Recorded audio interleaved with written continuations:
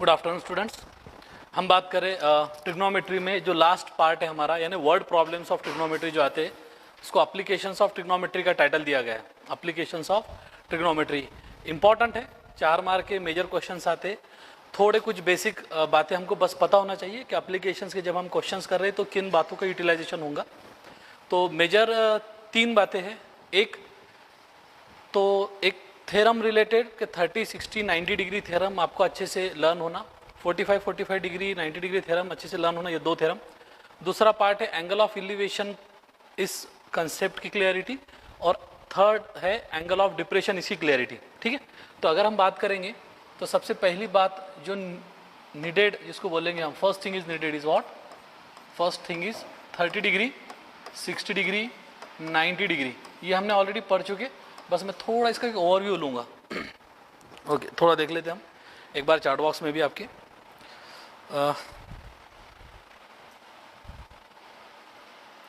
ठीक है, हम कहाँ थे?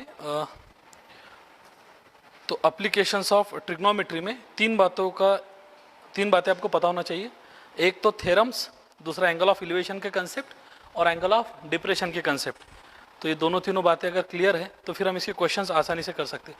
Good afternoon all. ओके, संकेत, लियाकत, समृद्धि, अभय, सभी को गुड आफ्टरनून। चलो ठीक है बेटा। Applications of trigonometry again important part है, important parameter. 30 degree, 60 degree, 90 degree theorem का मतलब क्या होता है? तो उसका मतलब ये होता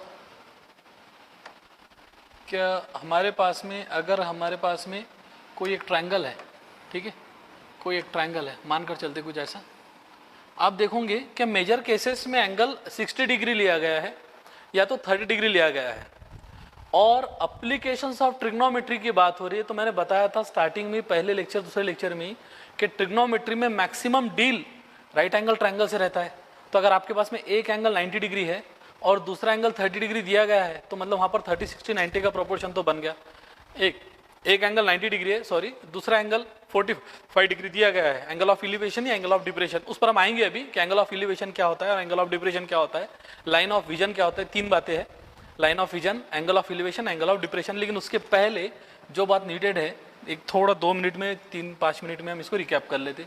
तो 90 डिग्री, राइट, अगर हम बात करेंगे, सपोज करो ट्रायंगल ABC है और ट्रायंगल ABC में अगर AC यहाँ पर जो दिख रहा है कि AC इज और हाइपोटेनियस, सपोज करो ये हाइपोटेनियस है जिसकी वैल्यू है सपोज x। अब वैल्यूज हमको चेंज होते जाएंगी तो हम वो हिसाब से जनरल वैल्यू लेते हैं x। और ये एंगल अगर हमारा 30 डिग्री है, ठीक है, and this angle is our 60 degree. Okay, तो अपोजिट ऑफ 30 डिग्री मैंने बताया था 30, 60, 90 में 30 degree is half of 60 degree. तो हम उसको ध्यान में भी ऐसा रखेंगे कि side opposite of 30 degree is half of hypotenuse. 30 किसका हाफ है? 60 का हाफ है। तो 30 इज हाफ ऑफ 60। अगर ये एंगल का हाफ है तो हाइपोटेनियस का भी हाफ रहेगा इसके अपोजिट साइड। तो ये जो लेंथ ऑफ BC है ये रहेंगी आपकी x/2, ये इंपॉर्टेंट। और अपोजिट ऑफ 60 ये तो आपको मेमोराइज करना पड़ेगा, दैट इज √3/2 ऑफ x। ये एक पार्ट, ये 30, 60, 90 एक अच्छे से क्लियर होना चाहिए। ओके, अब अगर मैं दूसरा पार्ट बोलूं तो दूसरा पार्ट कौन सा है हमारे पास में? 45, 90। मैक्सिमम केसेस में तो 30, 60, 90 का यूज हो जाता है, तो मैं 45, 90 को ज्यादा डील नहीं करूंगा। एक नॉमिनल एक ट्रायंगल निकाल के देख लेंगे हम कि ये एक ट्रायंगल है, मानकर चलते दिस एंगल इज और 45 degree, right, this angle is again 45 degree and this is 90 degree. Okay, और ये भी ट्रायंगल अगर ABC है। अब मैं इसको बोल रहा हूँ कि ये अगर x हाइपोटेनियस हमारी साइड है तो ये रहेगा आपका 1/√2 into x and 1/√2 into x. क्योंकि आइसोसेलस राइट एंगल ट्रायंगल का आपने थ्योरम पढ़े होंगे, आइसोसेलस ट्रायंगल का, कि 2 एंगल अगर इक्वल रहते हैं तो ये एंगल के अपोजिट साइड 1/√2x और ये एंगल के अपोजिट साइड 1/√2x, अगर ये 90 डिग्री है तो ये बात होगी। देखो बात समझ में आ रही है क्या? थोड़ा देख लेते हैं आपके हम। ओके, ये है। उसके बाद में एक पार्ट आता है कि लाइन ऑफ विजन, ठीक है, line of vision, right, then angle of elevation and third part is angle of depression.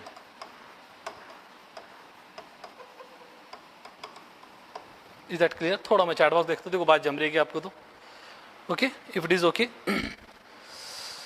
Okay चलो ठीक है।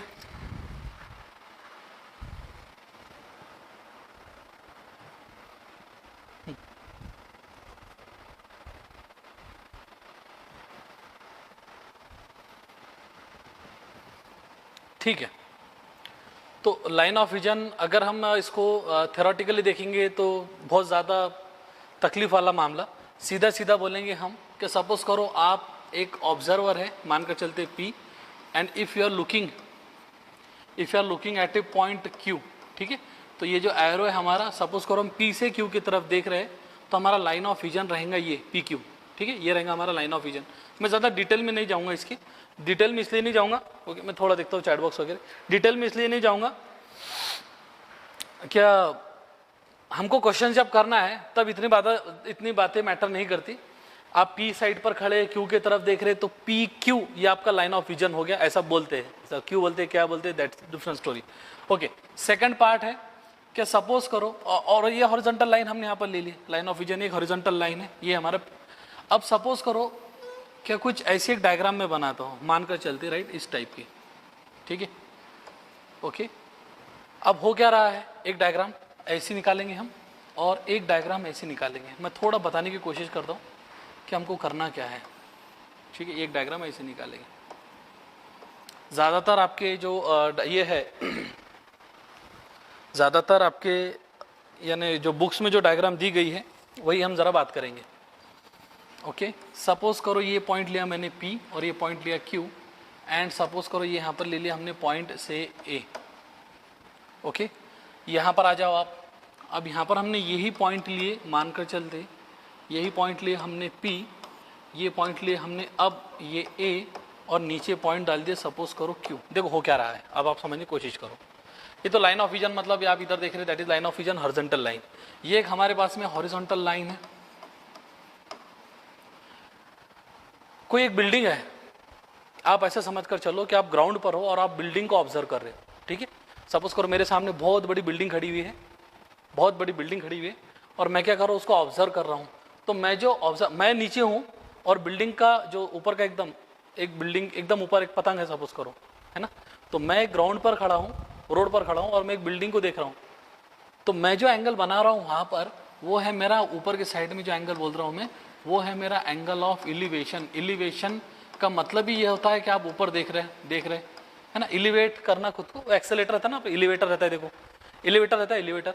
अगर आप मॉल वगैरह में गए होंगे तो एलिवेटर से आप ऊपर जाते हैं, है ना, एक एलिवेशन लेते, तो एलिवेशन लेते मतलब अपन ऊपर के साइड में देख रहे।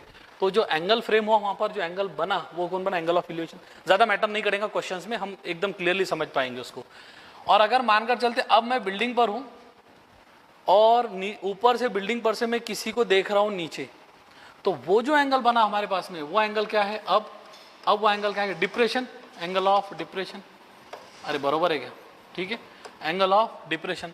तो angle of elevation, angle of depression. अगर आपको थोड़ा भी इसमें डाउट है, ओके ठीक है, अगर थोड़ा भी इसमें से लग रहा कि सर इसमें थोड़ा प्रॉब्लम है, तो इसको थोड़ा साइड में आप रख सकते। लेकिन एक मोटा मोटा कि हम ग्राउंड पर है, हम बिल्डिंग को देख रहे, तो जो एंगल हम बना रहे बेस के साथ में, मानकर चलते मैं एक ग्राउंड पर हूँ, ठीक है, ये बहुत बड़ी बिल्डिंग है, ये बिल्डिंग है यहाँ पर, ये बहुत बड़ी बिल्डिंग है। अब मैं जो एंगल बना रहा हूँ, ये एंगल कौन सा हो गया मेरा, एंगल ऑफ एलिवेशन। सपोज करो क्या मैं एक बिल्डिंग के टेरेस पर हूँ, ठीक है, टेरेस पर हूँ, और अब मैं नीचे जाने वाले लोगों को देख रहा हूँ, मानकर चलते कुछ ऐसा। तो अब मैं ये जो एंगल बोल रहा हूँ, ठीक है, मतलब नीचे वाला एंगल, ये जो बोल रहा हूँ मैं क्या, एंगल ऑफ डिप्रेशन। सर इसमें और इसमें फ़र्क है, इसमें फ़र्क है, एंगल ऑफ एलिवेशन और एंगल ऑफ डिप्रेशन आपको दिया जाएगा। कब एंगल ऑफ एलिवेशन लेना है तो आपको अप साइड देखना पड़ेगा, कब एंगल ऑफ डिप्रेशन लेना है तब आपको डाउन साइड देखना पड़ेगा, दैट इज डिफरेंट।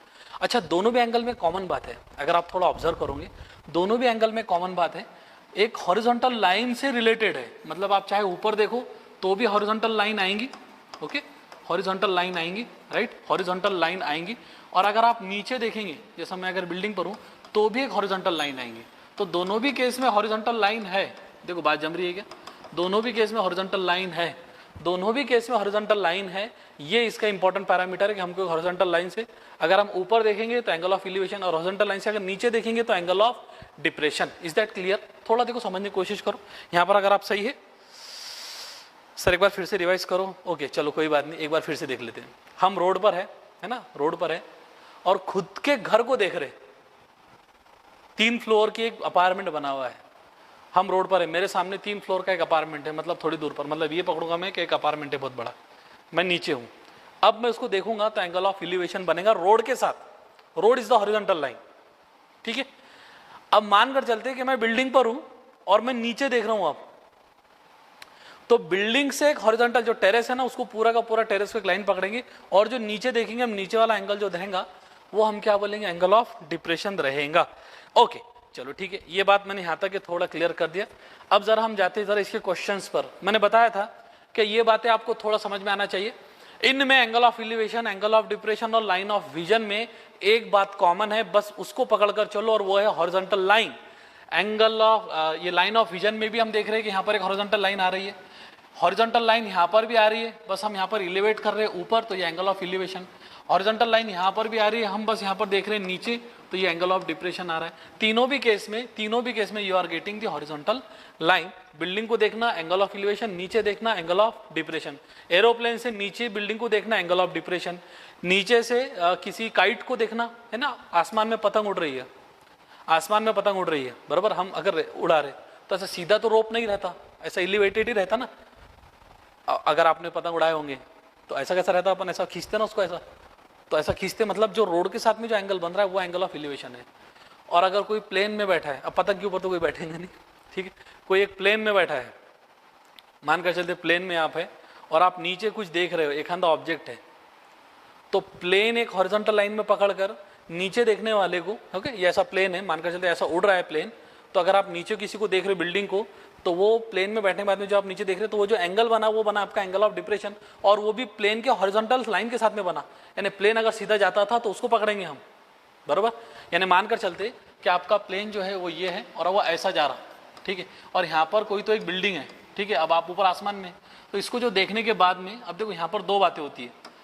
अगर हम ये प्लेन में बैठे हुए हैं, राइट, एरोप्लेन में, ये प्लेन में हम बैठे हुए और ये यहाँ से ऐसा उड़ रहा है, ये साइड में जा रहा है, मतलब मुंबई टू कलकत्ता जा रहा है, मान कर चलते, तो यहाँ से जो देखेगा तो ये वाला एंगल होगा ना हमारा एंगल ऑफ डिप्रेशन, क्योंकि हॉरिजॉन्टल लाइन ये बन रही है। नहीं तो कुछ बच्चे बोलेंगे कि सर ये प्लेन को ऐसा पकड़ लो, ये वाला एंगल नहीं रहेगा, कि ये वाला एंगल नहीं रहेगा, ये वाला एंगल रहेगा, क्योंकि हम देख रहे हैं नीचे और एंगल रहता है एंगल ऑफ डिप्रेशन इसके साथ में। मेरे ख्याल से मैंने काफ़ी कुछ बोल दिया इस पर, ओके, ये सब आपको क्लियर हो जाना चाहिए यहाँ तक तो, ओके, इज दैट क्लियर? ठीक, अब देखते हैं इसके क्वेश्चंस। एप्लीकेशंस ऑफ ट्रिग्नोमेट्री में 30, 60 degree, 90 degree theorem is clear, एकदम क्लियर, कोई उसमें कंफ्यूजन नहीं है।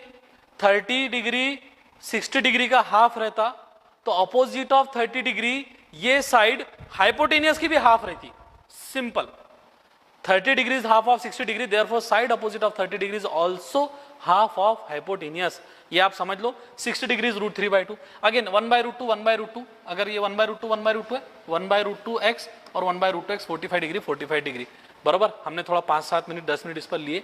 अब बढ़ते हम हमारे क्वेश्चंस पर, ये आपको डायग्राम में ये मिल जाएगा आपको, ठीक। पहला क्वेश्चन, मैं ज्यादातर क्वेश्चन कोशिश करूंगा कि इसके नियर अबाउट हम 12 to 15 क्वेश्चंस लेंगे। कितने? 12 to 15, आज कुछ लेंगे और कल कुछ लेंगे, थोड़े लेवल के, सभी एंगल ऑफ एलिवेशन डिप्रेशन वाला ही केस है, बाकी कुछ भी नहीं है इसमें। A person standing at a distance of 80 meter from a church looking at its top, correct, ठीक है, looking at its top, किसका टॉप? चर्च का।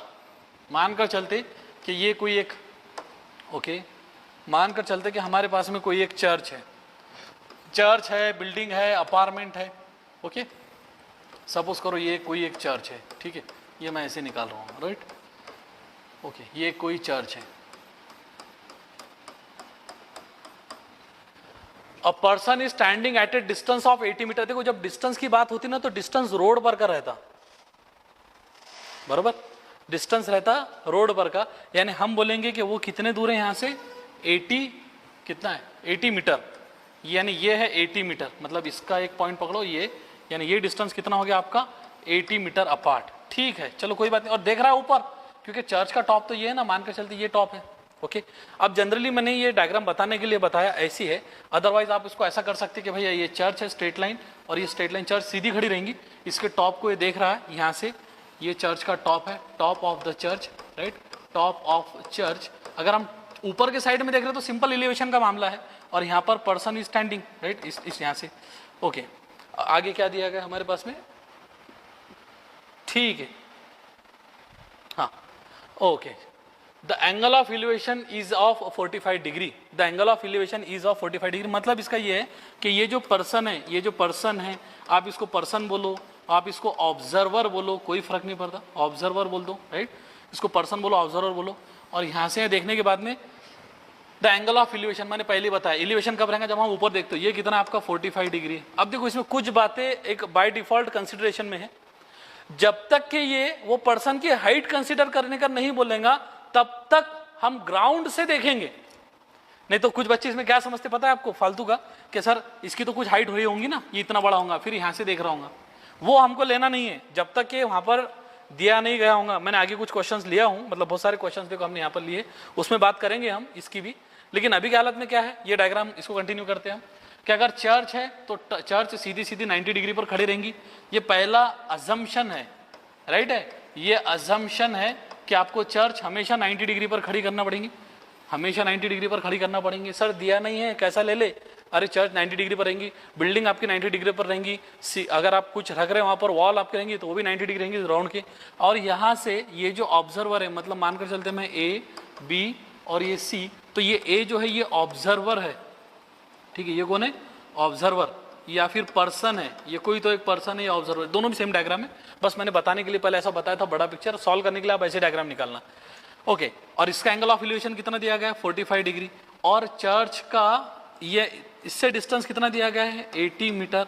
सर ये डिस्टेंस क्यों ले रहे हैं आप, ये क्यों नहीं ले रहे, तो डिस्टेंस हमेशा हॉरिजॉन्टल रहता है, डिस्टेंस हमेशा हॉरिजॉन्टल रहता है, राइट। ये पर्सन का इससे डिस्टेंस परपेंडिकुलर रहेगा ना, ये परपेंडिकुलर हमेशा डिस्टेंस रहता है, अगर परपेंडिकुलर है। अब आपने क्या पूछा गया, find the height of the church, angle of elevation दिया गया है, तो हाइट ऑफ द चर्च बोलेंगे हम, सपोज करो हाइट ऑफ द चर्च है ये h, ओके।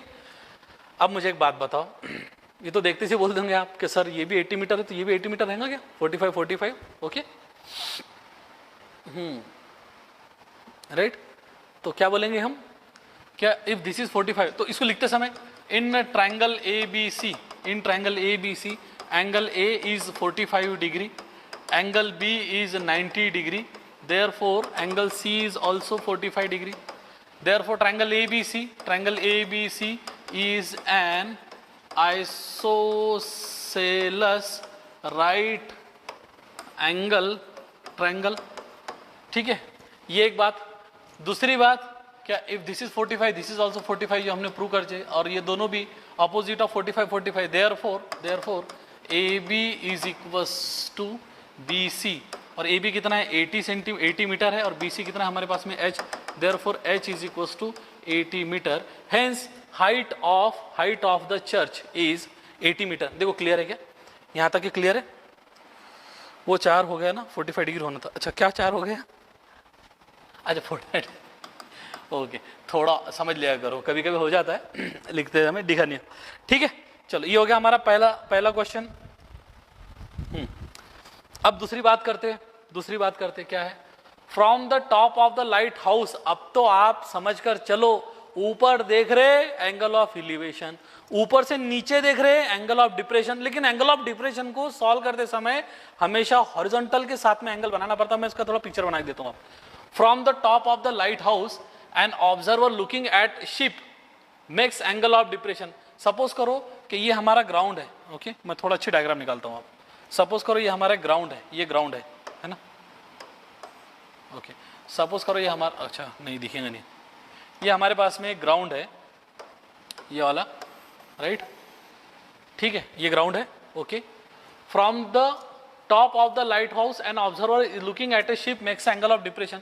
सपोज करो यहाँ पर कोई एक शिप हो रहा है ना, कौन सा शिप है, SHIP, हाँ शिप, SHIP शिप, ठीक है। From the light house ship, जहाज ही बोलते हैं ना, हाँ, makes angle of depression of 60 degree. यानी इसका कहने का मतलब ये है कि यहाँ पर कहीं तो भी एक लाइट हाउस का टॉप है, मानकर चलते ये लाइट हाउस है, ये बराबर, बहुत दूर निकाल दिया हमने शिप, यहाँ पर ले लेते हैं, यहाँ पर कोई तो भी एक शिप है, right. Top of the light house मतलब ये वाला part, top of the light house, यानी ये top of light house,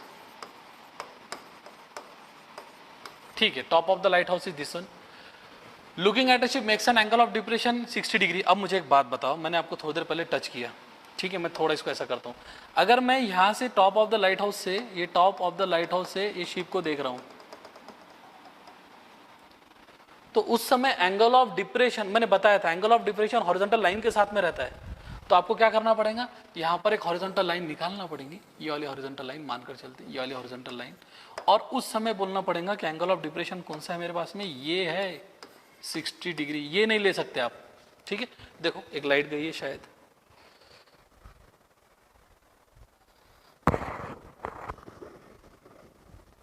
okay ठीक है। यहाँ पर सबसे ज्यादा कंफ्यूजन जो बच्चों को होता है मेरे नजर में, जो सबसे ज्यादा कंफ्यूज होते हैं बच्चे, वो कहाँ पर होते पता है, एंगल ऑफ डिप्रेशन लेते समय। क्या सर हम यहाँ से यहाँ देख रहे, अरे देखो ना आप ऊपर से नीचे देख रहे, आप ऊपर से ऐसा नीचे देख रहे आपकी, तो अगर मैं खड़ा यहाँ पर और मैं नीचे देख रहा हूँ ऐसा, तो एंगल ऑफ डिप्रेशन क्या रहेगा, एंगल ऑफ डिप्रेशन पहले मुझे इसको स्ट्रेट करना पड़ेगा, पहले इसको स्ट्रेट करना पड़ेगा, और हॉरिजॉन्टल लाइन के साथ में एंगल ऑफ डिप्रेशन रहता। अगर मैंने यहाँ पर सपोज करो एंगल ऑफ डिप्रेशन के बारे में सोचा, अगर कोई बच्चे सोच रहे होंगे कि सर हम क्या काम करते, हम इसको ले लेते, बहुत बार गलती करते हैं हम इसको ले लेते, किसको मैं इसको कट कर देता हूँ, आप क्या करते थे निकाल लेते और इसको लेते, ये लेते आप 60 डिग्री, जो कि गलत है। क्यों गलत है, अरे आप देख रहे हो ये, और ये 60 डिग्री किसके साथ में आ रहा है, ये 60 डिग्री वर्टिकल लाइन के साथ में आ रहा है, वर्टिकल लाइन के साथ में आ रहा है। वर्टिकल लाइन के साथ में एंगल ऑफ एलिवेशन नहीं बनता, वर्टिकल लाइन के साथ में एंगल ऑफ डिप्रेशन भी नहीं बनता। एंगल ऑफ एलिवेशन और एंगल ऑफ डिप्रेशन हमेशा हॉरिजॉन्टल लाइन के साथ में बनता है। देखो मैंने बताया यहाँ पर भी, एंगल ऑफ एलिवेशन हमेशा हॉरिजॉन्टल लाइन का एक इंपॉर्टेंट है ना, मैंने बताया हॉरिजॉन्टल लाइन यहाँ पर भी, तो हॉरिजॉन्टल लाइन के साथ में एंगल ऑफ एलिवेशन बनेगा, और यहाँ पर भी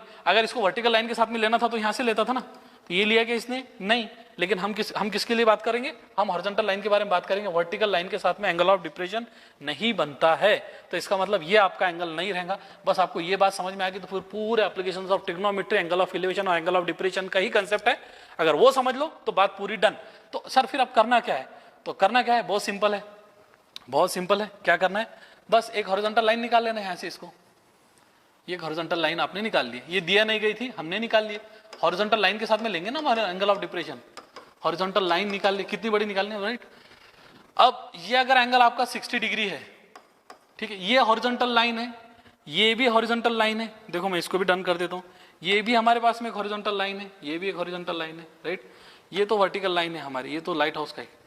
अगर ये हॉरिजॉन्टल लाइन है, ये भी हॉरिजॉन्टल लाइन है, तो हमने पढ़े हैं सिमिलैरिटी एंगल्स में कि अगर दो लाइन है हॉरिजॉन्टल, और अगर एक हम उसमें से क्या करते एक ट्रांसवर्सल लेते, तो यहाँ पर ये जो एंगल ऑफ डिप्रेशन का ये जो विजन है, लाइन ऑफ विजन ऐसी है, देखो आप लाइन ऑफ विजन की बात कर रहा हूं मैं, top of the light house से मैं नीचे देख रहा, तो मेरी लाइन ऑफ विजन है, वो लाइन ऑफ विजन है, this is my line of vision, ये हॉरिजॉन्टल लाइन, ये लाइन ऑफ विजन। तो लाइन ऑफ विजन जो यहाँ पर काम कर रही है, वो क्या काम कर रही है, वो काम कर रही है, किसका काम कर रही है मालूम है, लाइन ऑफ विजन, मतलब हमारा ट्रांसवर्सल, ये एक हॉरिजॉन्टल लाइन ऐसी, एक हॉरिजॉन्टल लाइन ऐसी, ये लाइन ऑफ विजन। अगर ये एंगल आपका 60 डिग्री है तो ये भी एंगल आपका 60 डिग्री होगा, reason being alternate angle, reason being alternate angle. तो अगर हमारे पास में ये हम ट्रांसवर्सल ले रहे हैं, यानी लाइन ऑफ विजन जिसको मैं बोल रहा हूँ, ये 60 डिग्री क्यों ले रहे हैं हम, हॉरिजॉन्टल लाइन के साथ में हम एंगल ऑफ डिप्रेशन निकालेंगे। अगर ये 60 डिग्री है तो आपका ये भी 60 डिग्री हो जाएगा। और लाइट हाउस कैसा खड़ा है, लाइट हाउस कैसा खड़ा है यहाँ पर, ये राइट एंगल में खड़ा है, तो अगर ये 60 डिग्री है तो ये रहेगा आपका 30 डिग्री, मतलब 30, 60, 90 का तो एंगल बन गया।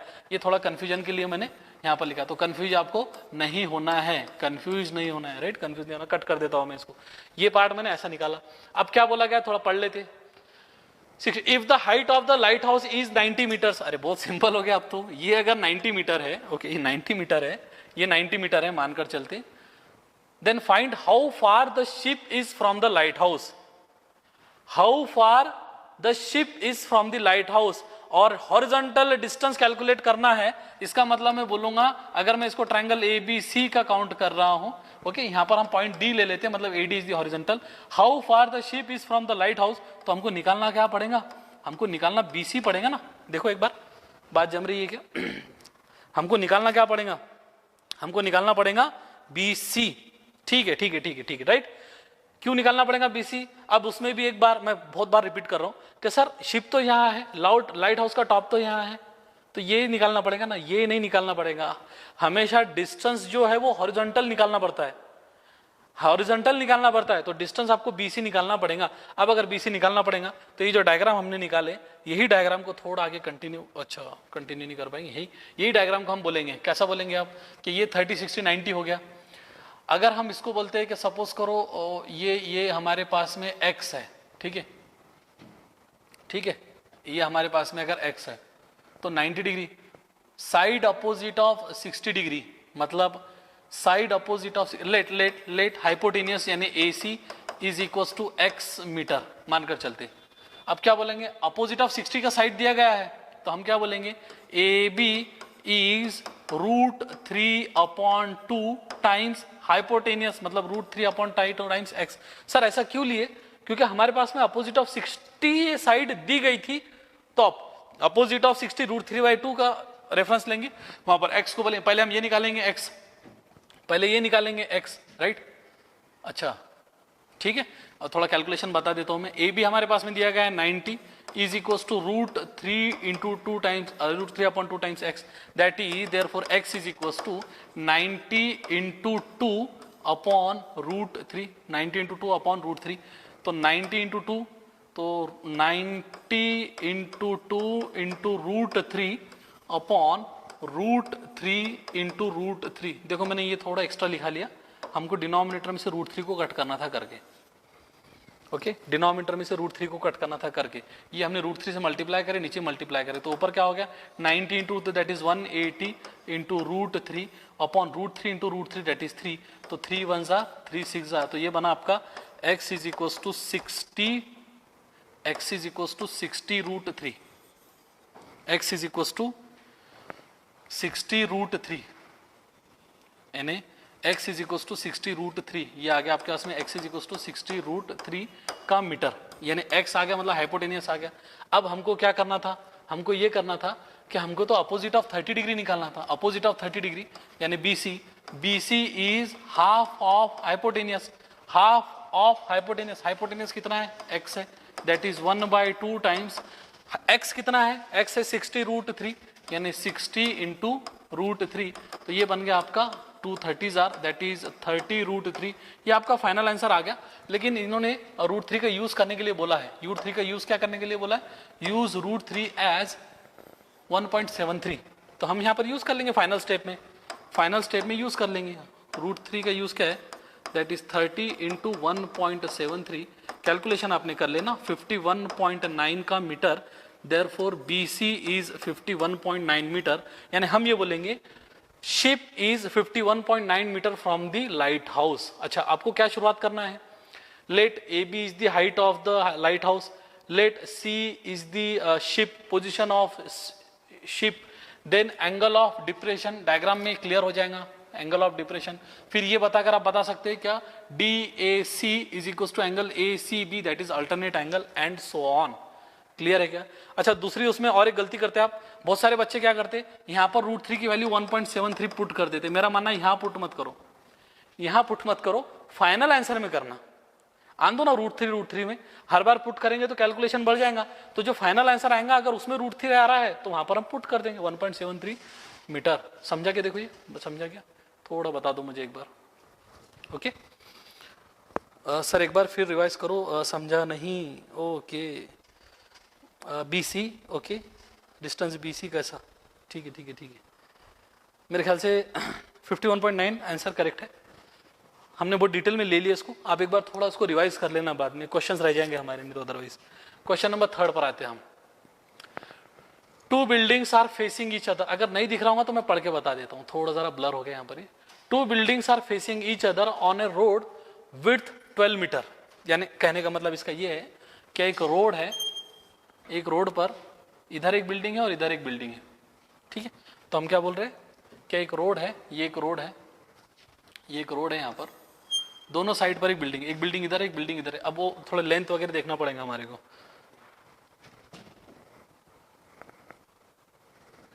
ठीक है, ये एक रोड है हमारे पास में, ओके अब क्या बोल रहे हैं ये, from the top of the first building which is 10 metre high, 10 metre high in the sense, 10 metre high in the sense कि यहां से आपको 10 मीटर हाइट पर, यानी ये 10 मीटर ये आना चाहिए, ये आपको लेना पड़ेगा 10 metre which is 10 metre high, एक बिल्डिंग जो 10 मीटर है उसमें आगे from the top of the first building, मतलब यहां से, ये हो गया उसका top, first building which is 10 metre high, the angle of elevation of the top of the second is found to be 60 degree. बहुत सिंपल है, तो मतलब इसका ये हुआ कि आपके पास में, अच्छा ये दो बिल्डिंग जो ग्राउंड पर खड़े थे ये वाले, क्या पहले बिल्डिंग के टॉप से दूसरे बिल्डिंग के टॉप का एंगल ऑफ एलिवेशन, मतलब वो कितना दिया गया है, वो दिया गया है 60 डिग्री। बहुत सिंपल है ये, तो इसमें तो अगर आपको प्रॉब्लम समझ गया होगा तो बहुत अच्छी बात। ओके, यानी ये आपको क्या लेना पड़ेगा, ये वाला पार्ट ऐसा ज्वाइन कर लेंगे हम, और ये एंगल कितना दिया गया आपको 60 डिग्री। मैं देखो बताता हूँ, क्या मानकर चलते कि ये ए बी एक बिल्डिंग है, दूसरी बिल्डिंग है से सी डी, तो दोनों बिल्डिंग में विड्थ ये कितनी दी गई है, ये भी दी गई है आपको कितनी 12 मीटर, 12 मीटर इनकी विड्थ है। ये रोड है हमारा, राइट, ये रोड है। ओके, यानी दो बिल्डिंग खड़े हैं, दोनों के बीच का जो डिस्टेंस है वो 12 मीटर है। 12 मीटर मतलब प्रॉब्लम में 12 मीटर दिया गया करके हम बोल रहे हैं 12 मीटर है, यानी एक बिल्डिंग। अब पहले बिल्डिंग का जो टॉप है, मानकर चलते आप ऐसा समझ के चलो कि मेरे पास में दो बिल्डिंग है, ये दो बिल्डिंग खड़े हैं, इन दोनों के बीच का डिस्टेंस 12 मीटर है। पहले बिल्डिंग का जो टॉप है वहां से दूसरे बिल्डिंग के टॉप को अगर देखे, ये वाला, ठीक है, तो पहले बिल्डिंग का जो टॉप, इतनी बड़ी होंगी ना, और टॉप एक बिल्डिंग के टॉप से दूसरे बिल्डिंग का टॉप देख रहे, इसका मतलब 100% एक बिल्डिंग बड़ी एक बिल्डिंग छोटी है। नहीं तो सर सेम रहती तो टॉप का दिखता था, फिर तो ऊपर के टेरेस और अपना टेरेस एक जैसा ही दिख रहा। देखो ये बिल्डिंग और बिल्डिंग दो फ्लोर की हो सकता है, एक बिल्डिंग एक फ्लोर की होंगी, दूसरी बिल्डिंग 3-4 फ्लोर की होंगी, तो ऐसी होंगी। तो पहले बिल्डिंग के टॉप से अगर हम दूसरे बिल्डिंग का टॉप देखेंगे तो वहां पर एंगल ऑफ एलिवेशन आएगा ना, मैंने बताया था अगर आप ऊपर देख रहे तो एंगल ऑफ एलिवेशन आएगा, अगर आप लाइट हाउस से नीचे देख रहे, एरोप्लेन से नीचे देख रहे तो एंगल ऑफ डिप्रेशन आएगा। तो वो कितना है यहाँ पर आपका 60 डिग्री है। अब बिल्डिंग तो है राइट एंगल में खड़ी रहती है, कोई प्रॉब्लम नहीं है, ये 12 है, अगर ये 12 मीटर है तो 100% ये भी आपका 12 मीटर रहेगा।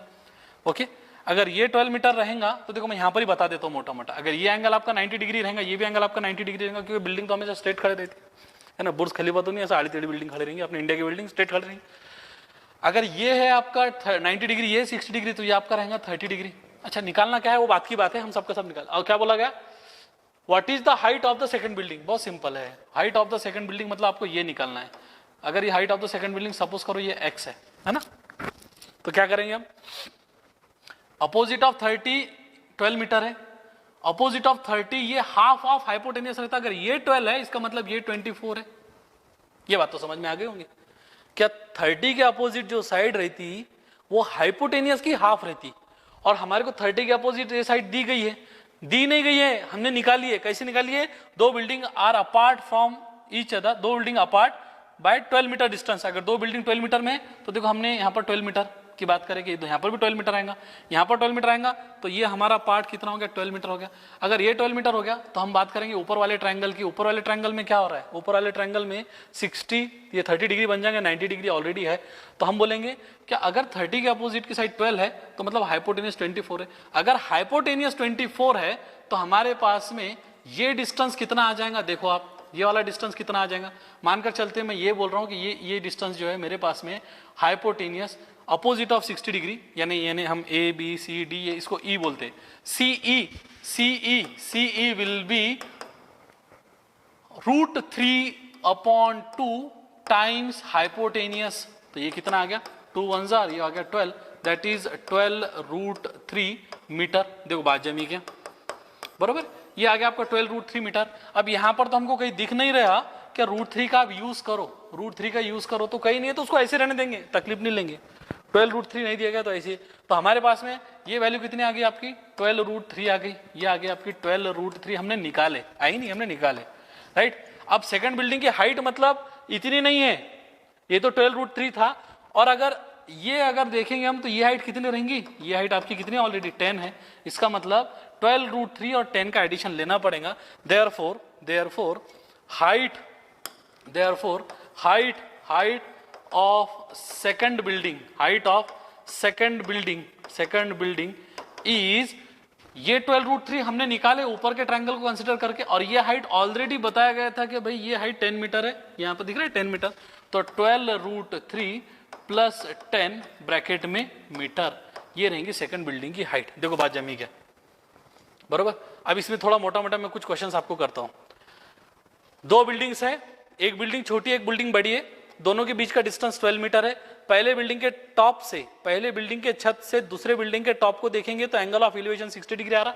तो ये पहली बिल्डिंग है हमारी, ये पहली बिल्डिंग है ए बी, ये पहली बिल्डिंग है, राइट, स्ट्रेट खड़ी है 90 डिग्री पर ग्राउंड पर, दोनों बीच का डिस्टेंस कितना है 12 मीटर है। ये सेकंड बिल्डिंग है, ये सेकंड बिल्डिंग है, ये सेकंड बिल्डिंग के टॉप को अगर देख रहे तो ये एंगल कितना है आपका 60 डिग्री है। फिर हमने क्या करा, यहाँ पर ट्रायंगल कंप्लीट कर दिया, इसको ज्वाइन कर दिया, इसको भी ज्वाइन कर दिया यहाँ पर, तो ये 10 मीटर है, ये भी 10 मीटर रहेगा।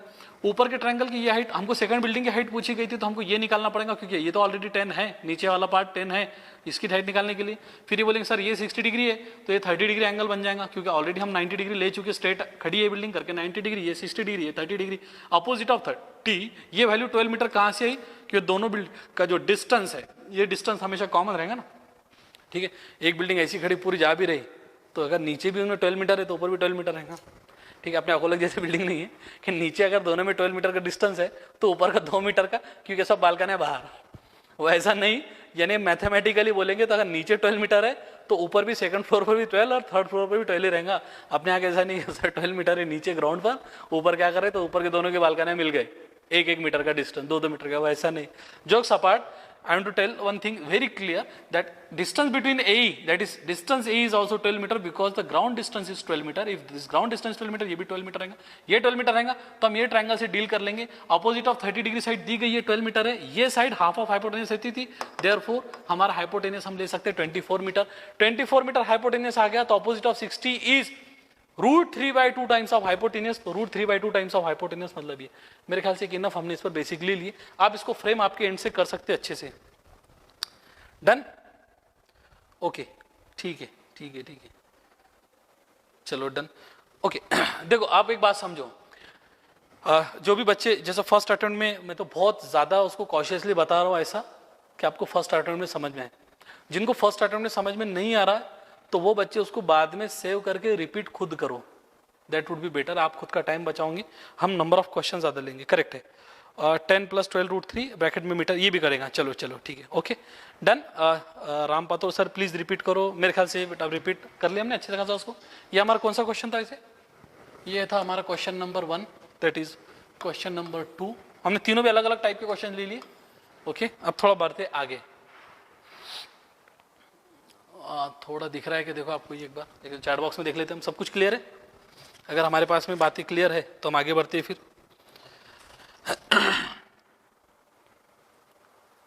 ओके, क्या बोला गया, 2 poles of height 18 metre and 7 metre are erected on ground, the length of wire is fastened at their tops in 22 meters, find the angle। थोड़ा क्वेश्चन समझ में दिख रहा है कि नहीं मेरे को। 2 poles of height 18 metre and 7 metre are erected on a ground, ठीक है, the length of the wire fasten है, अच्छा, at the tops in 22 metre, find the angle made by the wire, okay okay, find the angle made by the wire with the horizontal, ठीक है ठीक है ठीक है ठीक है। क्या कहने का मतलब आ रहा है, मैं थोड़ा हिंदी में बता देता हूँ। 2 poles of height 18 metre and 7 metre are erected, erected मतलब खड़े किए गए यहाँ पर उसको, ओके। ये 18 मीटर का एक थोड़ा डायग्राम अच्छे से निकालते हैं, काम पड़ेगा शायद अच्छे डायग्राम का यहाँ पर, ओके। ये एक 18 मीटर का एक पोल है, ओके, ये एक 18 मीटर का पोल है, ठीक है। दूसरा पोल कितना है 7 मीटर का, तो इसका हाफ यानी ऐसा कुछ मानकर चलते, ओके। क्या बोला गया, the length of the wire fasten at the tops in 22 metre erected, मतलब दोनों के बीच में कुछ तो डिस्टेंस रहा होगा, मानकर चलते ये है, ये ऐसा कुछ, ठीक। ये 7 मीटर का है, ये टोटल 18 मीटर है, ठीक है। The length, okay, the length of the wire fasten at the tops. अब फास्टन का मीनिंग यहां पर हो गया, बांध दिया गया वहां पर। सपोज करो ये जो है, यानी ये जो मैं बोल रहा हूं अब यहाँ पर, ये जो रोप है व्हाइट कलर का जो मैं निकाल रहा हूं, ये जो रोप है ये वाला, ये कितना दिया गया बता रहा हूं 22 metre, okay. Find the angle made by the wire with the horizontal. अच्छा, मतलब आपको क्या करना है, ये एंगल निकालना है, मतलब बेसिकली एंगल ऑफ एलिवेशन निकालना है। आपको क्या निकालना है, एंगल ऑफ एलिवेशन निकालना है। क्वेश्चन समझना यहाँ पर ये इंपॉर्टेंट है क्या भाई, दो पोल ऐसे स्टैंड किए गए हैं और उनके जो टॉप है, देखो यहाँ पर ये वर्ड थोड़ा इंपॉर्टेंट है, इनका जो टॉप है वो किसी रोप से टाइट बांधा हुआ है। कितने मीटर की रोप है, 22 मीटर की रोप है, ठीक है। ये 7 मीटर है, तो ये भी आपका कितना रहेगा, 7 मीटर। अगर ये टोटल 18 है, राइट, मैं देखो यहाँ पर बोल रहा हूँ, ये अगर टोटल 18 है यहाँ से लेकर तो यहाँ तक की, ठीक है, यानी ये डिस्टेंस यहाँ से लेकर तो यहाँ तक, अगर ये 18 मीटर है और हमने क्या करा, 7 मीटर उसमें से कम कर दिए। क्यों कम कर दिए, क्योंकि हम बोलेंगे कि भाई ये जो है ये हॉरिजॉन्टल ग्राउंड से। तो अब मुझे एक बात बताओ कि ये जो डिस्टेंस है इसका, यानी कौन सा वाला, ये अब मैं थोड़ा अलग पेन से निकाल रहा हूँ इसको, ये जो डिस्टेंस है ये पॉइंट का यहाँ से लेकर तो यहाँ तक, ये कितना रहेगा, ये कितना रहेगा आपका 11 रहेगा, 11 मीटर रहेगा। सर क्यों 11, टोटल 18 है, 7 मीटर ये गया तो बचा कितना, 18 में से 7 11 रहा।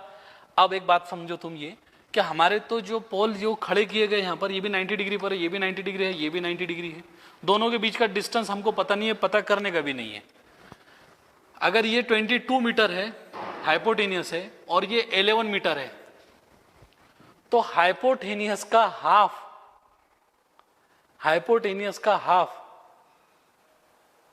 है ये लेंथ। इसका मतलब क्या है कि वो एंगल आपका 30 डिग्री होगा।